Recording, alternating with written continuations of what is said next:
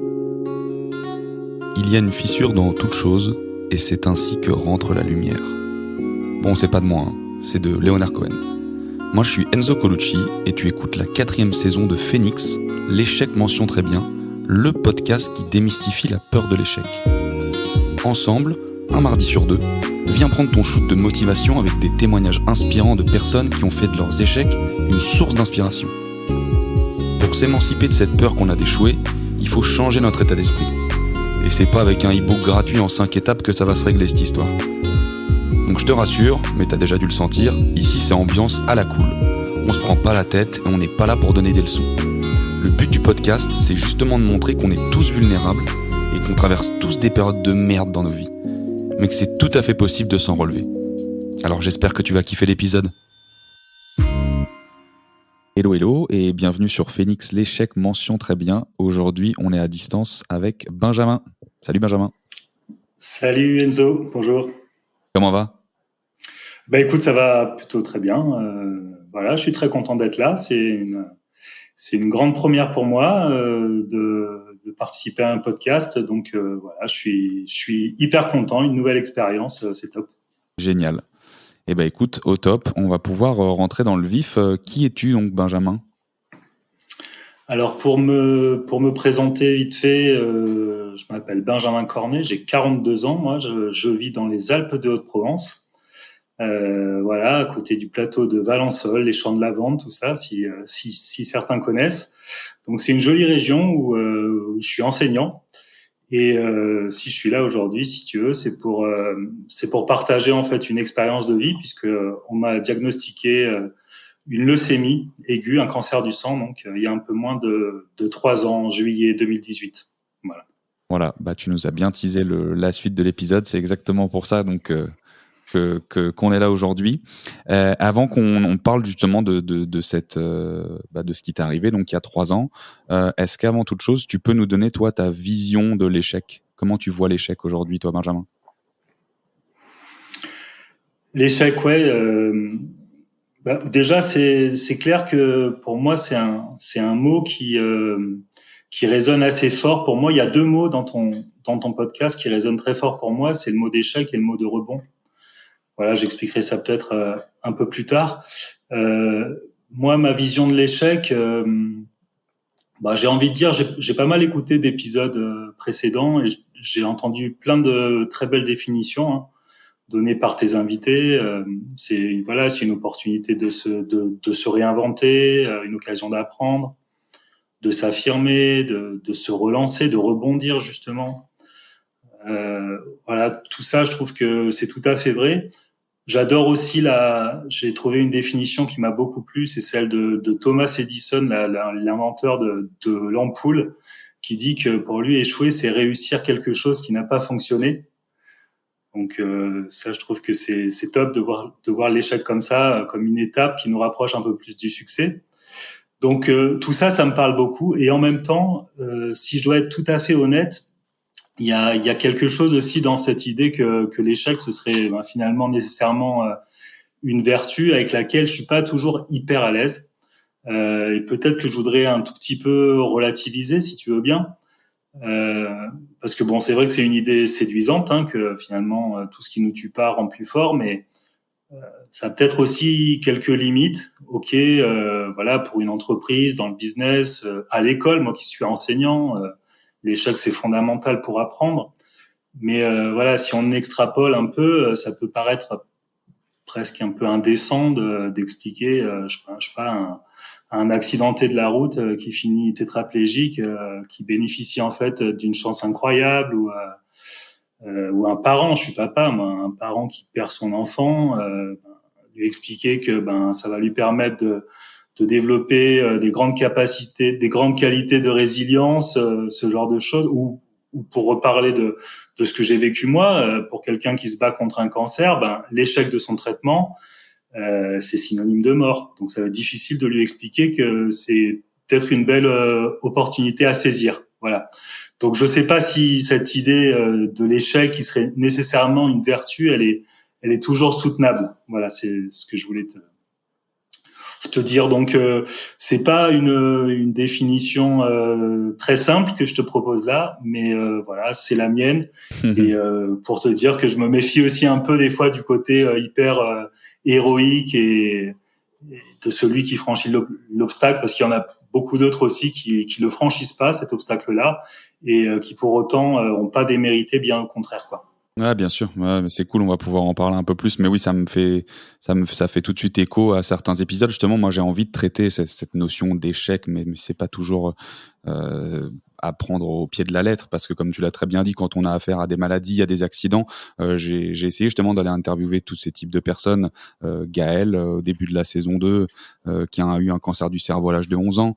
Une personne, tu vois, Élise, qui a eu un AVC à 27 ans. Axel, dernièrement, là, l'épisode, je crois, c'est le 24 ou 25, qui lui était champion du monde de motocross, qui a perdu l'usage de ses jambes. Donc, comme tu l'as très bien dit, et c'est vrai qu'à chaque fois, on voit beaucoup de résilience dans le vécu de chacun, et il se laisse pas abattre. Mais écoute, moi, j'aimerais qu'on parle un peu plus du coup de toi maintenant. Donc, comment toi tu l'as vécu, comment tu as appris que tu avais une leucémie, quelle a été ta réaction, et avant toute chose, est-ce que tu peux expliquer juste ce que c'est vraiment qu'une leucémie? Tu l'as un petit peu introduit tout à l'heure en parlant donc d'un cancer du sang. Est-ce que quelque chose qui peut se guérir? Comment ça se traite? Est-ce que tu peux nous donner un peu de contexte à tout ça? Ouais, ben écoute, sans entrer trop dans le détail, une leucémie, il y a différents types de leucémie. Donc moi, c'est une leucémie aiguë que j'ai connue. Il y a des leucémies qui sont davantage chroniques, avec lesquelles on peut vivre pendant de longues années d'ailleurs. Moi, c'est une leucémie aiguë. Quand j'étais petit, on appelait ça une leucémie foudroyante, parce que si tu veux, entre le diagnostic et, euh, et la mort, en fait, il peut y avoir une période très très courte. Donc en fait, c'est une forme de leucémie qui est grave, parce qu'elle est très brutale, et que si on réagit pas très très vite, elle peut t'emporter, en fait. Voilà. Moi, pour te raconter un peu mon histoire, il y a une image maintenant qui me vient en tête quand j'y repense, c'est l'image du match, parce que j'identifie vraiment ce que j'ai vécu à un match. Voilà, j'aime bien le foot, et finalement, ma rencontre avec le cancer, je l'ai un peu vécu comme un match. Et donc dans un match, avant le coup d'envoi, il y a ce qu'on appelle l'avant-match. Et l'avant-match, pour moi, ça a été le moment de l'annonce. C'était il y a pas tout à fait 3 ans, précisément en juillet 2018. J'étais en famille sur la route des vacances, en voiture, quoi. C'était vraiment un moment hyper joyeux, hein, avec ma femme, mes 3 enfants, le coffre plein, les vélos derrière. On partait passer une semaine avec des amis dans un camping. Ensuite, on devait aller descendre le Danube à vélo. C'était un moment vraiment heureux de la vie, quoi. Tout le monde était en forme, y compris moi d'ailleurs, parce qu'il y avait strictement aucun signe annonciateur de quoi que ce soit. Quelques plaies qui avaient tendance à s'infecter un petit peu, mais voilà, une petite fatigue. Mais quand on est en vacances, en plus en camping, on dort par terre, tout ça, on se dit que c'est pas grand chose, qu'on va se reposer et que le lendemain ça ira mieux. Et puis là, je reçois en fait un coup de fil de mon médecin, qui avait eu mes dernières prises de sang et qui a directement vu qu'il y avait un souci, qui m'a dit que voilà, qu'il fallait immédiatement que je me rende à Marseille, à l'Institut Paoli Calmette, donc un peu le centre de référence en cancérologie pour la région PACA, pour faire ce qu'on appelle un myélogramme, donc une ponction en fait dans le bassin, pour analyser ma moelle osseuse et regarder exactement ce qui se passe, quoi. Donc là, si tu veux, tout de suite, c'est demi-tour, quasiment sur l'autoroute, avec toute la petite famille, et direction Marseille, où on sait pas trop ce qui nous attend. Donc on essaye de se montrer rassurant. On organise les choses au mieux pour tout de suite, dans le souci de préserver les enfants. Donc voilà, la famille se mobilise, les amis prennent en charge les enfants. Mon oncle qui habite Marseille nous héberge, tout ça. Et le lendemain matin, à la première heure, à 8 heures, je vais à l'hôpital, je fais mon myélogramme. Dans l'heure, on est accueillis par ma femme et moi, par un médecin dans une chambre, pour nous annoncer le résultat. Et donc là, c'est le double coup de bambou, j'ai envie de dire, parce que le premier coup de La bambou, douche c'est froide. que Ouais. Ouais, c'est la douche froide. C'est que c'est une leucémie. Voilà, donc leucémie, c'est le cancer, ça fait flipper, c'est synonyme de la fin, de la mort. Donc ça, c'est le premier coup. Le deuxième coup qui arrive dans la seconde qui suit, c'est que c'est une forme c'est une forme un peu, enfin voilà, grave, qui est pas de très bon pronostic. Et que mon salut passera nécessairement par une greffe de moelle osseuse, puisque les chimiothérapies en fait ne suffiront pas pour se débarrasser de la maladie. C'est une forme qui est très résistante aux chimiothérapies. Donc, qui dit greffe dit qu'il va falloir trouver un donneur compatible. Donc, ça rend les choses encore plus compliquées. Et puis ensuite, il faudra espérer que la greffe fonctionne, quoi. Voilà. Donc ça, c'est, si tu veux, ce que j'ai appelé l'avant-match. Donc là, concrètement, c'est l'état de sidération, quoi. T'es juste KO. Donc au début, t'es sonné pendant les premières minutes.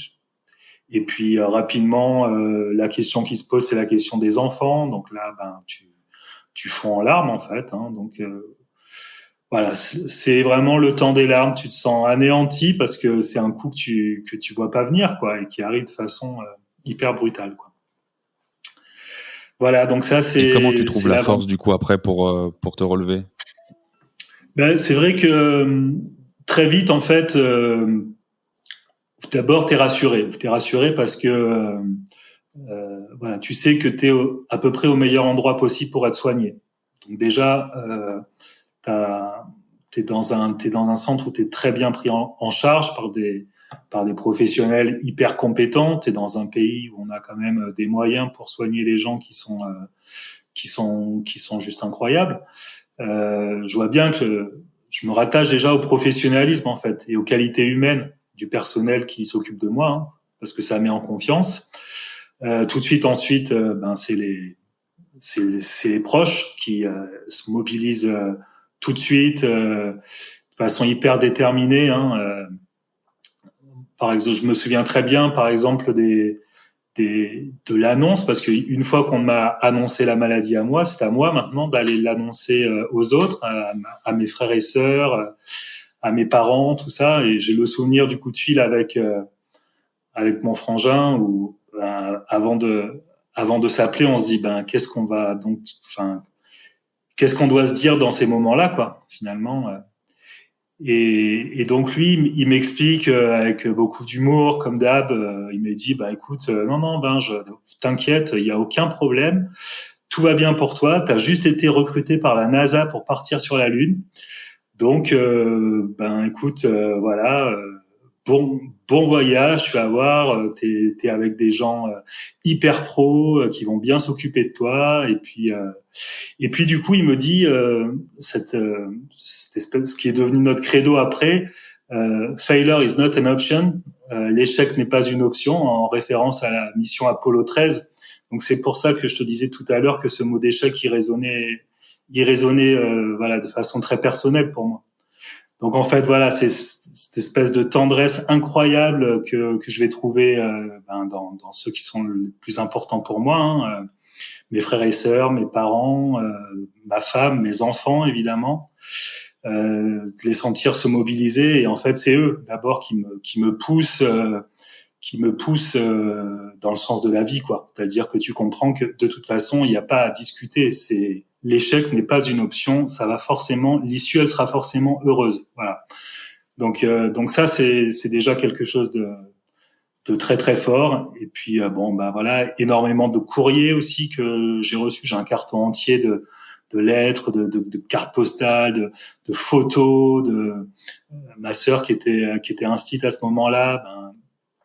Tous les mercredis, enfin il y a plein de mercredis où elle prenait des billets de TGV depuis Paris pour faire l'aller-retour dans la journée, venir me voir à l'hôpital, juste pour passer une heure, quoi. Elle passait sa journée dans le train pour passer une heure avec moi.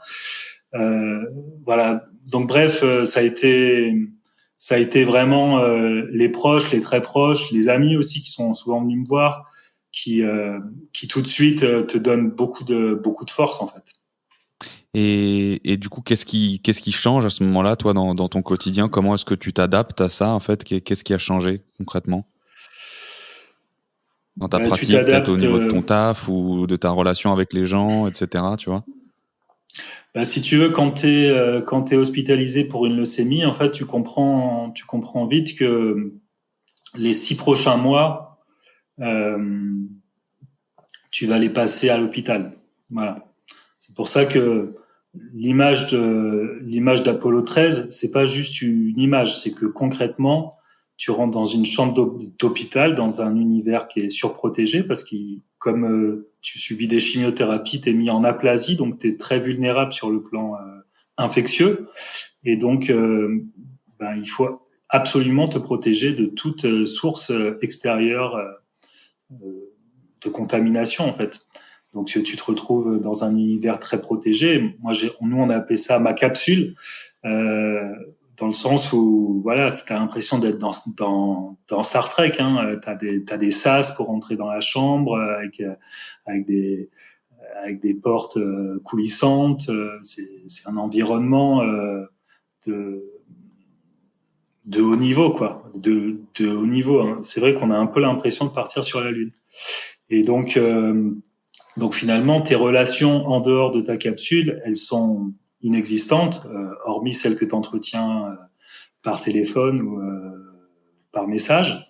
Donc moi, très concrètement, quand je suis rentré, on était au mois de juillet, moi je suis enseignant, j'étais directeur d'école. Ma première question, ça a été, bon, et pour la rentrée, ça se passe comment? Et donc là, les médecins, bon, ils ont pas le sourire aux lèvres, mais bon, ils se disent, ouais, il a pas encore réalisé en fait ce qui lui arrive, quoi, tu vois, parce qu'en fait, il est juste pas question que ni que tu fasses cette rentrée-là, ni même en fait la suivante. Hein.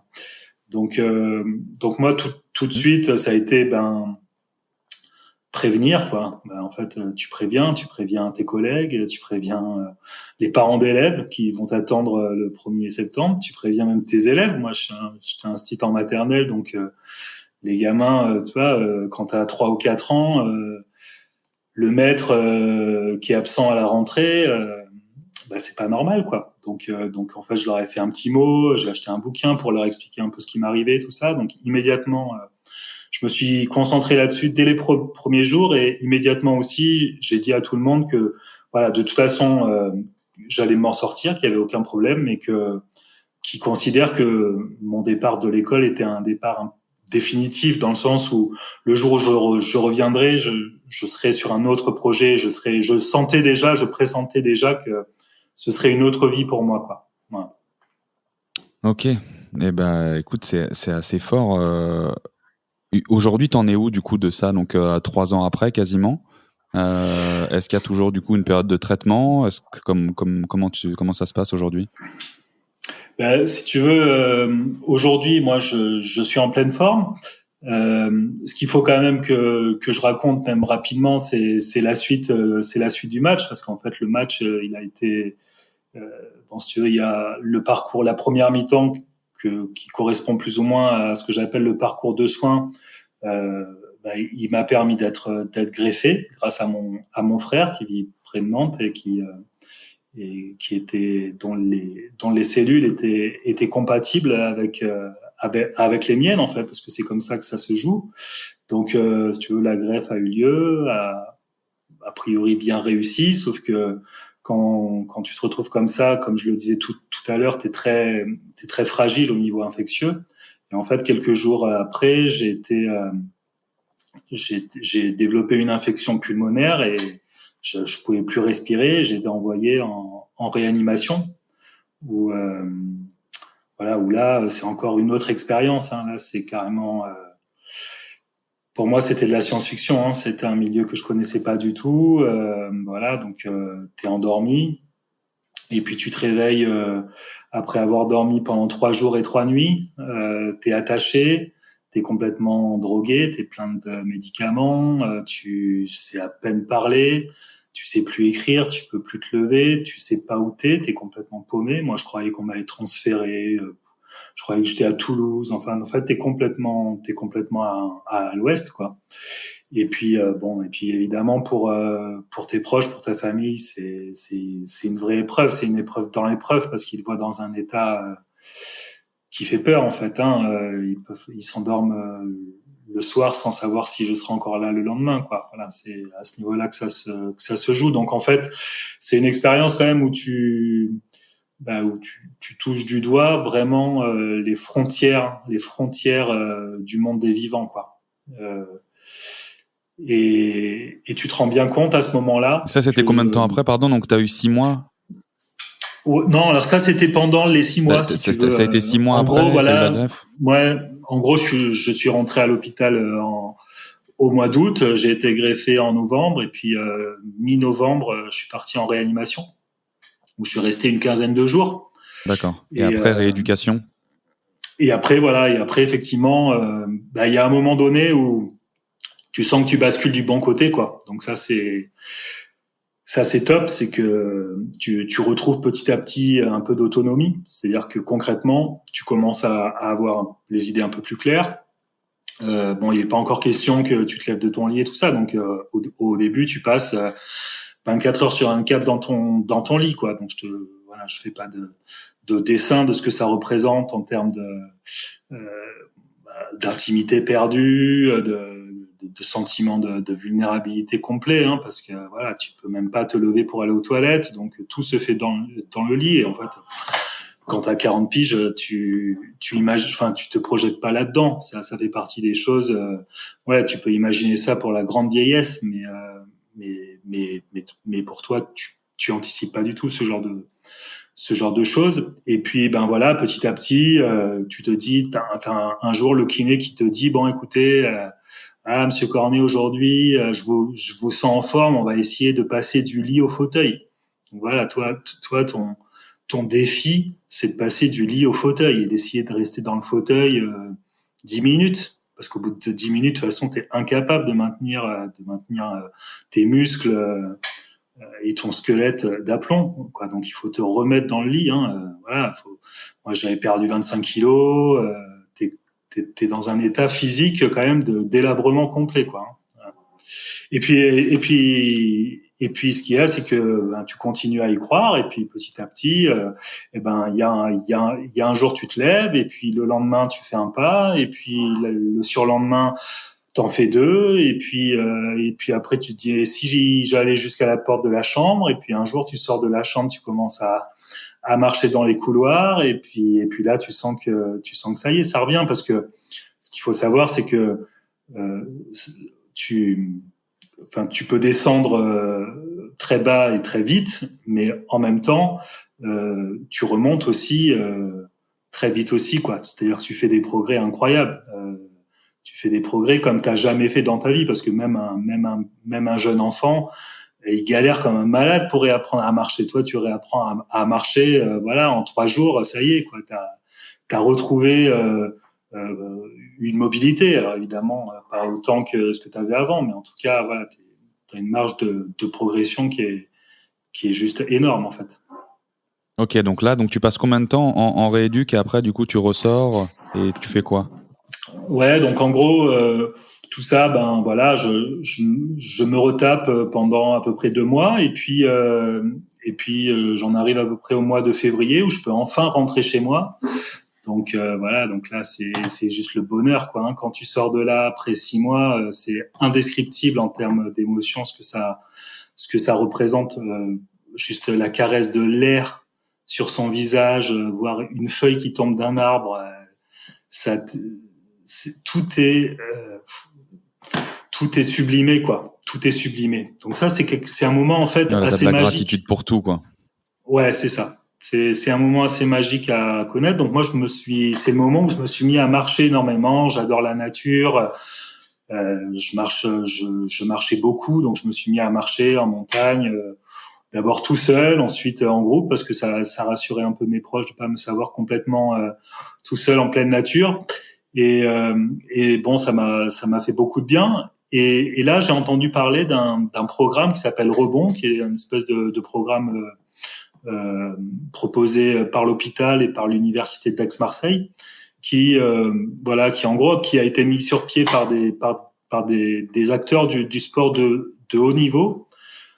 Claude Onesta en particulier, Romain Barnier, le coach de l'équipe de France et du Cercle des nageurs de Marseille, tout ça. Enfin, c'est des gens assez incroyables qui, à un moment donné, se sont dit, bon, c'est quand même pas possible que on passe notre vie à faire des trucs dont le seul enjeu, c'est de savoir si c'est les bleus ou les rouges qui enverront le ballon une fois de plus dans le camp adverse. Finalement, tout ce on a tout gagné, qu'est-ce qu'on a construit pendant notre vie, est-ce qu'on pourrait pas en faire bénéficier des patients en rémission de cancer. Voilà, c'était un peu ça l'idée de départ. Et donc, moi, j'ai bénéficié de ce truc-là qui était très expérimental à ce moment-là. J'ai fait partie d'une cohorte de 32 patients et je me suis retrouvé à la fac des sports de Lumini face à un coach dont le job normalement est de préparer des athlètes aux Jeux Olympiques et qui là me coachait comme si j'allais moi aussi chercher la médaille d'or, quoi. Sauf que c'était une médaille d'or dans ma vie à moi et j'étais finalement libre de décider tout seul quelle allait être cette fameuse médaille d'or. Et puis l'idée, c'était aussi de te permettre de rebondir un peu après cette maladie et de faire une rupture, quoi, avec ton état de cancéreux, quoi, de te dire, à un moment donné, les médecins, ils ont fait leur job, ils te disent, voilà, t'es guéri, vas-y maintenant, mon gars, fonce, quoi. Et là, en fait, quand les médecins te disent ça, c'est pas si simple, quoi. C'est pas si simple et les chiffres montrent que 5 ans après un cancer, il y a une personne sur 2 qui n'arrive pas à reprendre sa vie normalement. Donc, en fait, ça, c'est vraiment la deuxième mi-temps de mon histoire. C'est-à-dire qu'après la première mi-temps, qui est le parcours de soins, derrière, il y a un vrai parcours de rétablissement qui est aussi une sorte de parcours du combattant. Et celle-là, souvent, elle est moins connue et on l'anticipe moins. Et on a l'impression que dès qu'on va sortir de l'hôpital, on va retrouver sa vie d'avant. Mais en fait, d'abord, je pense qu'on la retrouve jamais, sa vie d'avant. Ce qui veut pas dire que ce qu'on retrouve ne vaut pas le coup. Bien au contraire, quoi. Je crois que tout prend une saveur incroyable, en fait. Et c'est là où on peut rebondir un peu sur ce qu'on racontait au début, où je pense que effectivement l'épreuve, non seulement elle te rend pas plus fragile comme on le croit souvent, elle te rend pas seulement plus solide, mais voilà, moi j'aime bien le terme d'antifragile, où finalement je pense que l'épreuve elle te renforce, c'est-à-dire quand tu en sors, tu ressors clairement grandi par ce truc-là, parce que t'as capitalisé une expérience incroyable. Et cette expérience, tu peux tout à fait en faire une vraie force, quoi. Et est-ce que du coup, il y a une troisième mi-temps là-dedans, comme on en connaît parfois aussi dans le sport, qui est plus festive pour le coup? Carrément. C'est-à-dire que la troisième mi-temps, c'est qu'est-ce que tu vas faire de cette maladie, quoi. Qu'est-ce que tu vas faire de cette expérience? C'est-à-dire que cette expérience, elle est traumatisante sous plein de points de vue. C'est difficile, c'est difficile. Et ça, il faut pas minimiser ce que ça représente, quoi. Tu gravis ton Everest, quoi, pendant ce truc-là. Et c'est vrai que t'es entouré et que c'est hyper important l'entourage et tout ça. Mais à un moment donné, c'est toi qui face à toi-même aussi va chercher les ressources. Où tu peux, en toi, en dehors, chez les autres, tu trouves tous les moteurs possibles et imaginables de motivation parce que tu veux vivre, quoi. Tu veux pas mourir. Et quand je dis tu veux pas mourir, d'ailleurs, c'est même pas une histoire que la mort pourrait faire peur ou ce serait quelque chose de.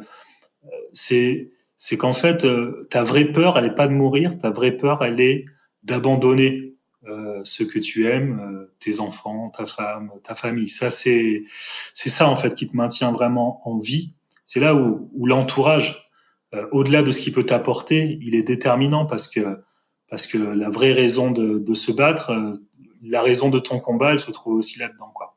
Voilà. Et donc pour en revenir à cette troisième mi-temps, moi, ce coaching, il m'a tellement plu que en fait, au premier rendez-vous avec mon coach, il m'a dit, bon, écoute, dans un mois, tu fais quoi?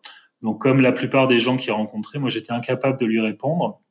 Je suis rentré chez moi, j'ai un peu tourné dans ma tête cette question. Et le mois suivant, je suis retourné le voir en lui disant, bon, bah, écoute, moi, dans un mois, j'ai décidé que j'allais voir mon frère à Nantes, mais par contre, je vais y aller par mes propres moyens.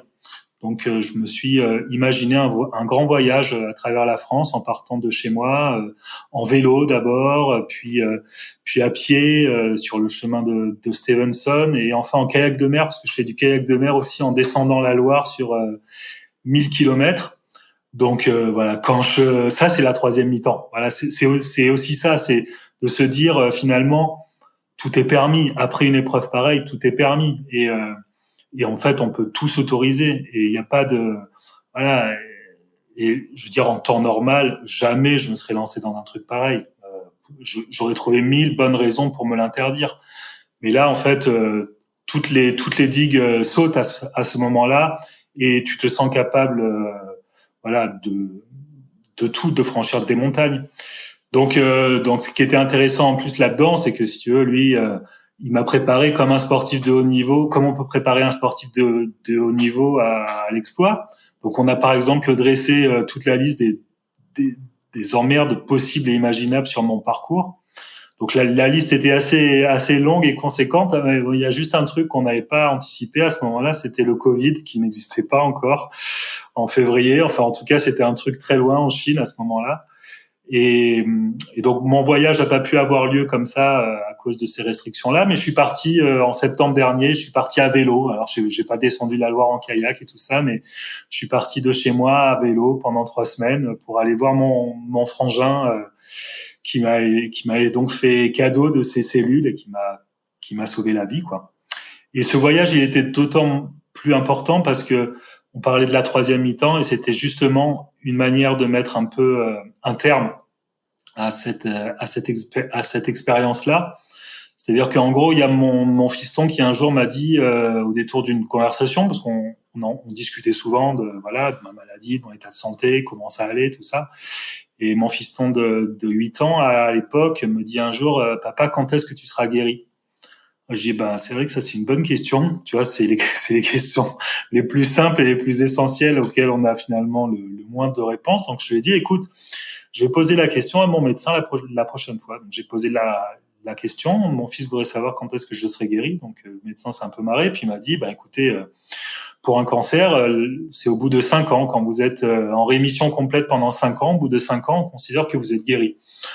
Et là, je me suis dit, attends, quand tu as 8 ans, t'imagines, de te dire, papa, il sera guéri dans 5 ans, c'est pas possible, quoi. Donc, j'ai considéré que ma guérison, que je me déclarerais guéri le jour où je serais capable d'aller voir mon frangin à Nantes par mes propres moyens. Voilà. Et donc en septembre, en arrivant chez lui, c'était clairement, une manière de refermer un peu cette parenthèse-là et de me considérer définitivement guéri. Donc c'est moi-même d'ailleurs qui suis allé annoncer à mon médecin que j'avais le plaisir de lui annoncer que ça y est, j'étais guéri. Donc c'était assez drôle. Voilà l'histoire de la troisième mi-temps. C'est génial, c'est une très très belle histoire et c'est ouf que t'aies prévu tout ce périple-là. J'espère que tu iras quand même en kayak, parce que c'est quand même assez drôle aussi là de te taper 1000 bornes sur la Loire. Moi, j'ai une dernière question, Benjamin. Dans ta situation, c'est peut-être pas forcément évident, mais je la trouve d'autant plus intéressante. Quand on te diagnostique justement une maladie, quel conseil toi tu donnerais à ton ancien toi au moment où ça arrivait pour justement faire preuve de résilience dans un moment aussi compliqué que celui-là? Ce serait quoi? Écoute, moi j'aurais tendance à pas parler du moment de l'annonce, parce que comme je le disais tout à l'heure, le moment de l'annonce, en fait, t'es KO. Donc qu'est-ce que tu vas aller dire à un mec qui est KO sur le ring, quoi? T'as pas beaucoup de prise en fait là-dessus. Là, c'est un tel déluge émotionnel que. Mais par contre, je pense que moi j'aurais des choses à me dire finalement en amont de ce traumatisme-là, parce que en fait, il faut quand même avoir conscience. Et moi, c'est un truc dont j'avais pas conscience, c'est que tu vois, les statistiques sont cruelles, quoi. On a tous, les uns et les autres, une chance sur deux dans notre vie d'être confronté à un trauma, parce qu'en fait c'est un trauma. Donc voilà, ça aurait pu être au Bataclan, ça aurait pu être, je sais pas moi, dans une tour du 11 septembre. Bon, là moi, mon trauma, ça a été l'annonce de cette maladie. Et en réalité, on n'est pas préparé à ça et on pourrait l'être davantage, parce que si effectivement on anticipait le truc dans sa vie concrètement, on peut quand même. Alors c'est vrai que c'est pas facile parce qu'on a tendance à mettre un mouchoir là-dessus, on veut pas y penser et on peut comprendre pourquoi. Mais finalement, c'est peut-être quelque chose qu'on peut anticiper en fait. Donc moi, j'aurais tendance à dire aux gens que on peut préparer au mieux ce genre d'épreuve. Voilà, c'est quelque chose qui peut s'anticiper. Je pense par exemple à un bouquin que j'ai lu d'Alelrod, l'équation du miracle, où il raconte son espèce de règle des 5 minutes. C'est-à-dire que dans sa vie au quotidien, quand une merde lui tombe dessus, petite ou grosse, peu importe, il peut pas s'alarmer sur son sort plus de 5 minutes. Donc c'est un espèce de truc qui est devenu un peu. Donc il dit d'ailleurs que bon, maintenant pour la plupart des merdes du quotidien, quelques secondes suffisent. Mais je parle de ça parce qu'un jour dans sa vie, on lui a diagnostiqué un cancer et effectivement, il a utilisé ces 5 minutes pour accepter ce sur quoi il n'avait pas de prise en fait, l'annonce de ce truc-là, et ne se concentrer, ne se battre que sur ce sur quoi il pouvait agir. Voilà. Et d'ailleurs, pour la petite histoire, ça a un peu affolé les médecins pour qui c'était pas une réaction normale selon eux, et ils pensaient qu'il était dans le déni complet, alors qu'en réalité, il était très entraîné et donc il est capable de tout de suite se mettre en position, en mode combat pour agir là-dessus, quoi. Très cool, très stylé cette règle des 5 minutes. Je pense qu'on peut tous l'appliquer, j'avoue, quotidiennement. C'est stylé ça de se dire qu'à chaque emmerde, tu dois pas y passer plus de 5 minutes. Très cool ça, très cool Benjamin. Écoute, on n'en a pas fini ensemble là, on a fini pour la petite interview, donc déjà un grand merci pour tout ton partage là, ton histoire qui est juste extrêmement folle et très inspirante pour tout le monde, je pense, qui écoutera le podcast.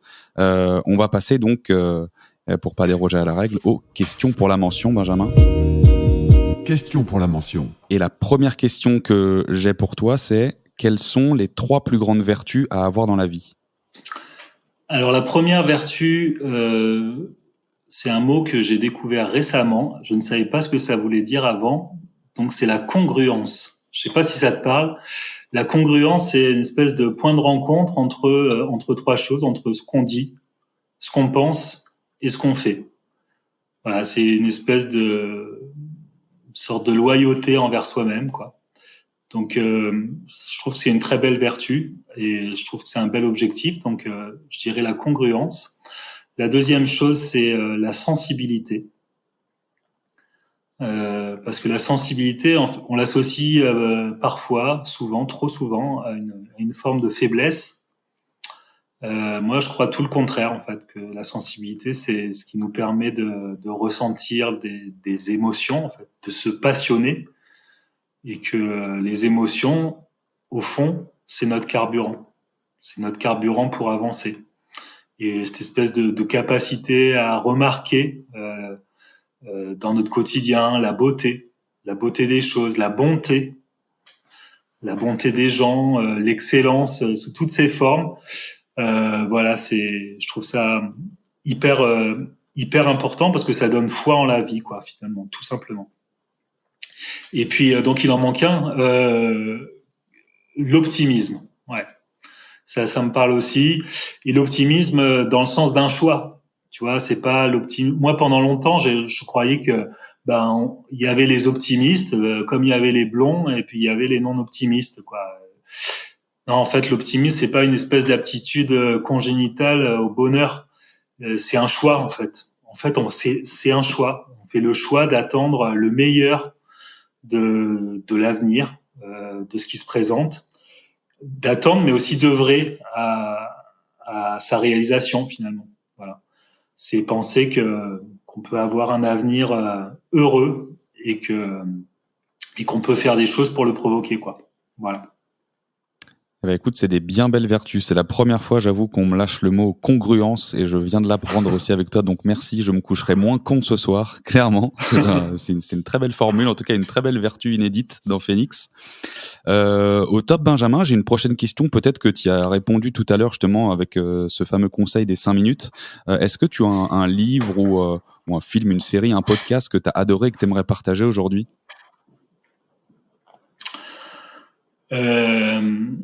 Alors là, c'est une question hyper difficile parce que j'en ai plein. Parce que tu vois, dans les bénéfices secondaires de la maladie, t'as vachement de temps pour toi. Tu peux écouter un tas de trucs, bouquiner autant que tu veux, tous les trucs pour lesquels t'avais jamais le temps avant. Et ben là, c'est open bar. Donc ça, c'est un vrai bonheur. Donc il faut choisir. Alors ça m'embête beaucoup pour tous ceux pour lesquels je vais renoncer, mais je vais choisir un chanteur. Un chanteur, parce que d'abord, la musique, ça fait partie des choses qui soignent. On n'en a pas parlé, tu vois, il y a plein de trucs qui soignent. Il y a les produits toxiques de la chimiothérapie, ça soigne, mais la musique aussi, ça fait beaucoup de bien. Beaucoup, beaucoup de bien. Et moi, la musique m'a fait beaucoup de bien. Et j'ai un ami qui est un site aussi, qui chante, qui s'est mis à composer. Donc c'était un artiste qui s'appelle Grac, G-R-A-C, Grac. Vous pouvez aller jeter un œil sur YouTube. Il a écrit juste une chanson qui a tombé, qui s'appelle Un bateau trop grand.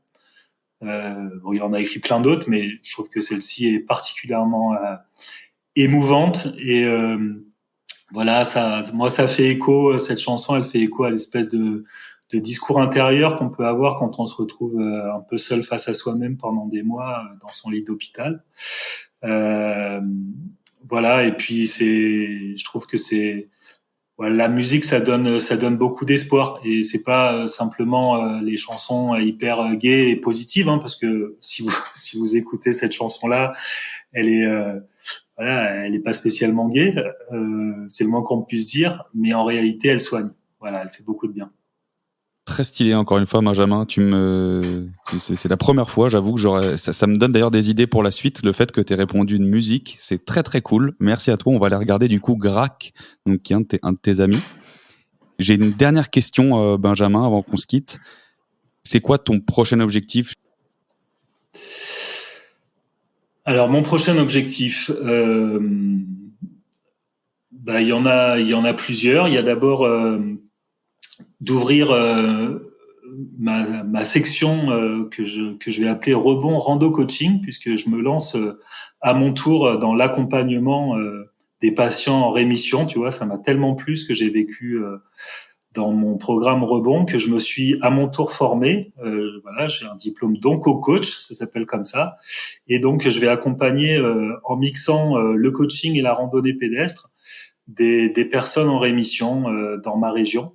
Voilà, donc ça, à partir de septembre, là, je vais commencer à accompagner les premiers copains à la bataille, quoi. Voilà, pour eux aussi leur permettre de rebondir à leur tour et puis de déployer un peu à plus grande échelle ce dont j'ai eu la chance de bénéficier.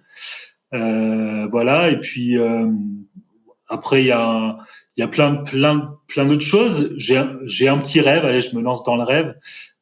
C'est de participer en 2023 aux Jeux mondiaux des transplantés avec l'équipe de France à Perth en Australie, puisque en tant que patient greffé, en fait, je participe à des épreuves sportives qui visent à sensibiliser un peu le grand public à la réussite de la transplantation, à la nécessité du don d'organes, etc., en mettant en avant des athlètes qui sont greffés. Voilà. Donc ça, c'est un rêve d'embarquer toute ma famille, mes enfants et tout ça en Australie pour 15 jours d'épreuves sportives. Ça, ce serait top. Voilà, ma maman m'a souvent répété quand j'étais petit que dans la vie, il fallait des rêves, des projets et des solutions de rechange. Donc voilà, mon rêve c'est celui-là, des projets j'en ai plein d'autres et puis des solutions de rechange, il va falloir que j'en cherche un peu, mais je devrais pas avoir de mal à en trouver. Voilà. Trop cool. Où est-ce qu'on peut suivre du coup pour ceux qui seront peut-être intéressés ou pour des proches du coup ton programme en tant qu'onco-coach, pardon. Est-ce qu'il y a un site là que tu peux donner ? Est-ce qu'on peut te suivre sur Instagram, sur quelque chose ? si les gens sont intéressés à Alors en savoir plus. Ouais, le site est en construction. Là, je vais sortir un site rapidement, mais pour le moment, c'est en construction. Le mieux, c'est de me chercher sur LinkedIn. Et puis voilà, on peut rentrer en contact avec moi facilement. Benjamin Cornet sur LinkedIn. Il y a une ou deux petites vidéos qui présentent aussi le dispositif. Donc, n'hésitez pas à me contacter. Je vous répondrai avec plaisir. Et puis, si tu m'accordes peut-être une petite minute supplémentaire, Enzo, je voudrais pas te quitter sans quand même dire un mot sur ce qui est une sorte de devoir pour moi. C'est le don de moelle osseuse. Puisque moi, si tu veux, si je suis avec toi aujourd'hui, c'est parce que j'ai bénéficié justement d'une greffe de moelle osseuse, que c'est une contribution qui, on le sait pas, on le sait très peu, et à la portée d'à peu près tout le monde. C'est quelque chose d'extrêmement simple de devenir un super-héros dans le monde d'aujourd'hui. En fait, si vous avez entre 18 et 35 ans, vous pouvez être inscrit sur un fichier de donneur. Donc, c'est simplement une petite prise de sang. Vous faites une prise de sang comme vous feriez un don de sang ou une prise de sang. C'est rien de plus. Et en fait, vous êtes inscrit sur un fichier. On récupère ce qu'on appelle la carte d'identité biologique de votre personne, et puis éventuellement vous pouvez être appelé un jour ou pas d'ailleurs. Il n'y a aucune assurance où on vous dira écoutez, on a repéré un patient qui a un besoin de cellules souches qui est compatible avec vous. Donc, est-ce que vous acceptez de faire un don de cellules souches? Voilà, c'est pas grand-chose. La plupart du temps, c'est simplement une autre prise de sang. Voilà, quelquefois, dans un cas sur 4, ça peut être une ponction dans le bassin, mais c'est quelque chose, d'abord évidemment de très encadré. Et c'est pas du tout une grosse intervention, c'est vraiment à la portée de tout le monde. Donc j'en parle parce que c'est vrai que je trouve qu'on vit à un moment où il y a beaucoup de gens, et c'est vraiment chouette, qui s'interrogent sur le sens qu'ils peuvent donner à leur vie. Là, en réalité, on a juste une occasion de dingue de sauver la vie de quelqu'un, quoi. Et c'est pas très compliqué. Donc, n'hésitez pas à aller jeter un œil. Il y a un site qui s'appelle dondemoelleosseuse.fr. Il y a l'établissement français du sang aussi qui donne tout un tas d'informations sur là-dessus.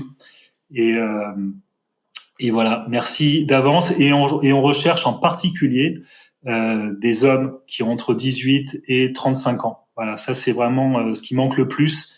Donc les gars, là c'est à vous de jouer maintenant. Bah écoute, un très beau message. Clairement, je vais pas avoir l'autre choix que d'aller le faire, après ce que tu dis, puisque je suis clairement dans cette catégorie-là. Mais t'as raison, tout le monde peut être du coup un super-héros. Ça a été le cas du coup de ton frère. Déjà, un grand bravo à lui pour ce qu'il a fait. J'ai un dernier petit rituel de fin, Benjamin, avant qu'on se quitte, pour te remercier déjà de tout ce temps-là que tu nous as accordé aujourd'hui. Il y a un petit rituel dans Phoenix. Est-ce que tu arrives à résumer, donc de manière très concise, c'est un peu la punchline de fin, tout ce qu'on s'est dit là depuis 3 quarts d'heure en une phrase? Un truc genre boum. Un truc genre boum. Alors j'ai un truc. Je pense à Claude Onesta dont j'ai parlé tout à l'heure. Je l'ai eu en formation et il nous a sorti un truc, voilà, un truc qu'il devait dire dans les vestiaires, tu vois, en finale des Jeux Olympiques. Il nous a dit asseyez-vous sur la plage, regardez la mer et regardez le comportement des baigneurs lorsqu'une vague arrive. Il nous dit il y a des baigneurs qui essayent de se sauver. Tu vois, qui nagent à toute blinde vers la plage, mais la vague nécessairement elle les rattrape et puis ils se retrouvent sous l'eau avec du sable dans le calbut. Voilà, ça pour eux, ça c'est un type. Il y a les baigneurs qui affrontent la vague, mais la vague est toujours trop forte, donc eux aussi se retrouvent la tête sous l'eau. Il y a ceux qui rusent, ceux qui passent sous la vague. Donc ceux-là,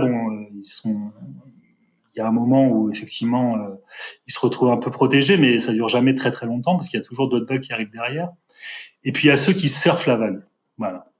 Et effectivement, je trouve ça assez inspirant de se dire que la vague, c'est-à-dire cette espèce d'obstacle, tu peux aussi te servir de la force de cette vague, de la force de cet obstacle, pour aller plus vite et rentrer finalement sur la plage un peu comme un champion. Et ce que j'ajouterais, c'est qu'une fois sur la plage, ça fait pas de mal d'aller donner un coup de main à ceux qui justement ont la tête sous l'eau, et ça donne encore plus de piment à l'histoire, je trouve. Ouais, écoute, merci beaucoup pour tout ça, Benjamin. Bonne petite histoire de Claude Onesta pour terminer. Écoute, tout le meilleur pour la suite, pour du coup ta nouvelle formation que tu vas donner, qui a l'air d'être passionnante. Merci encore une fois pour ton temps. Et puis écoute, à très bientôt.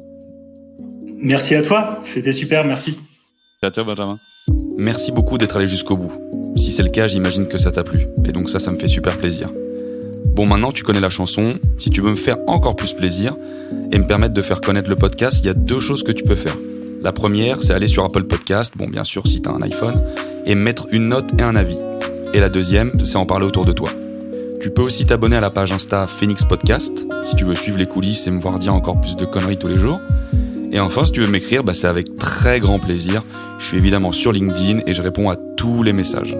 Donc je te dis à très vite pour encore plus d'échecs et encore plus de motivation.